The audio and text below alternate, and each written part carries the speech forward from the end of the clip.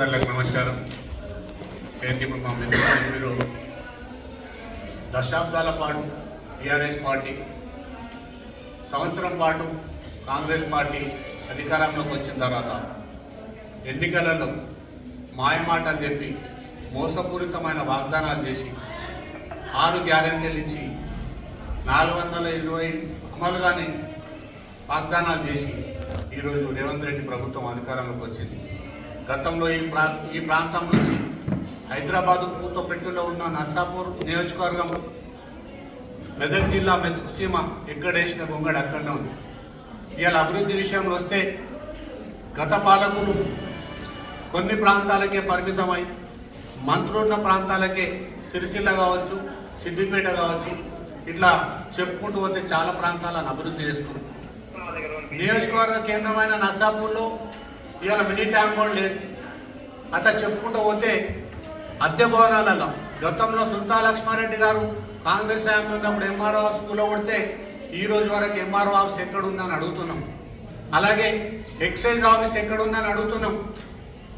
నర్సాపూర్లో ఏ భవనం ఇలా minority residential school తీసుకున్నా, బాలికల ఉన్నత పాఠశాల తీసుకున్నా, ఆ రోజు వాకిట్ లక్ష్మారెడ్డి మెమోరియల్ టోర్నమెంట్ పెట్టినాడు.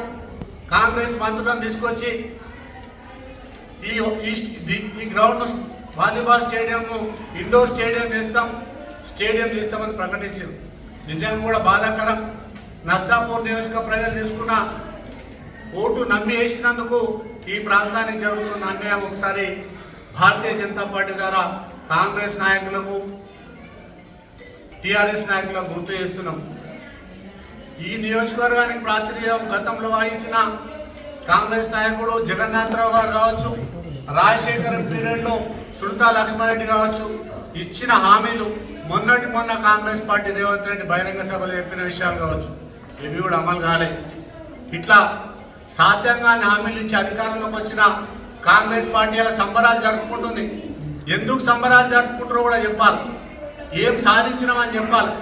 ఇవాళ భారతీయ జనతా పార్టీ గురించి 100 చెప్పవచ్చు. నేషనల్ హైవేస్ కానీ, రైతు వేదికలు కానీ, శ్మశాన వాటికలు కానీ, గ్రామాలకు నేరుగా డబ్బులు ఇచ్చిన ప్రభుత్వం ఏదైతే ఉందంటే అది భారతీయ జనతా పార్టీ. ఇలా సర్పంచులు ఆత్మహత్య చేసుకున్న పరిస్థితి, మళ్ళీ సర్పంచ్ ఎలక్షన్ పెడతామంటారు. గతంలో టీఆర్ఎస్ హయాంలో బిల్లులు రాలేవు, సర్పంచులు పనిచేస్తే మేము అధికారంలోకి రాగానే చెప్తూ ఇస్తామని చెప్పేసి రేవంత్ రెడ్డి గారు ప్రగల్భాలు పలికిరు. ఇలా గ్రామాలకు వస్తే కాంగ్రెస్ నాయకులను అడుగుతారు సర్పంచులు, మా బిల్లులే అని.